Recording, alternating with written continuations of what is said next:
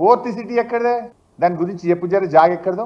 Pharma city కోసం ఈ దేశములోనే pharma హబ్బుగా ఇవాళ తెలంగాణ రాష్ట్రం ఉంది. ప్రపంచమే మన దిక్కు చూస్తుంది. ఇంకా మనకు దగ్గర ఉద్యోగాలు రావాలి, పెట్టుబడులు రావాలి, ఈ రాష్ట్రం ప్రపంచంలో నంబర్ 1 కావాలని ఆనాడు కేసీఆర్ గారు, కేటీఆర్ గారు 1500 కోట్లు ఖర్చు పెట్టి 12,000 ఎకరాల భూమిని ఫార్మా సిటీ కోసం సేకరించారు. దాన్ని ఫార్మా ఇండస్ట్రీకి ఇవ్వకుండా నువ్వేదో దానికి ఫోర్త్ సిటీ పేరు పెట్టి రియల్ ఎస్టేట్ వ్యాపారం చేసే ప్రయత్నం చేస్తున్నావు. అది కాక నీ దగ్గర ఎక్కడితో చెప్పు, ఎక్కడిది ఫోర్త్ సిటీ?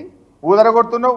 అంతా ఏదో నేనే చేసిన ఈ ఫోర్త్ సిటీ అంతా ఏదో నా క్రియేషన్ అని మాట్లాడుతున్నావు. వెనకటికట ఎవడో వంటంతా వండి పెట్టినాక వడ్డించడానికి వచ్చిందట, వడ్డించడానికి చేసి అంత నేనే చేసిన అన్నాడట.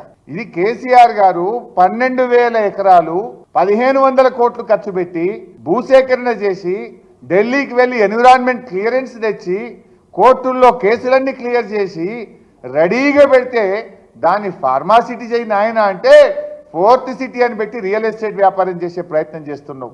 ఆనాడు ఏం మాట్లాడింది కాంగ్రెస్ పార్టీ? కాంగ్రెస్ అధికారంలోకి వస్తే రైతులకు భూములు వాపసు ఇస్తామన్నారు. ఈ వాపసి మరి అయితే ఫార్మా సిటీ పెట్టు, లేదంటే రైతులకు భూములు వాపసి. నీ ఫోర్త్ సిటీ డ్రామా ఏంది అని నేను అడుగుతా ఉన్నా ఈరోజు.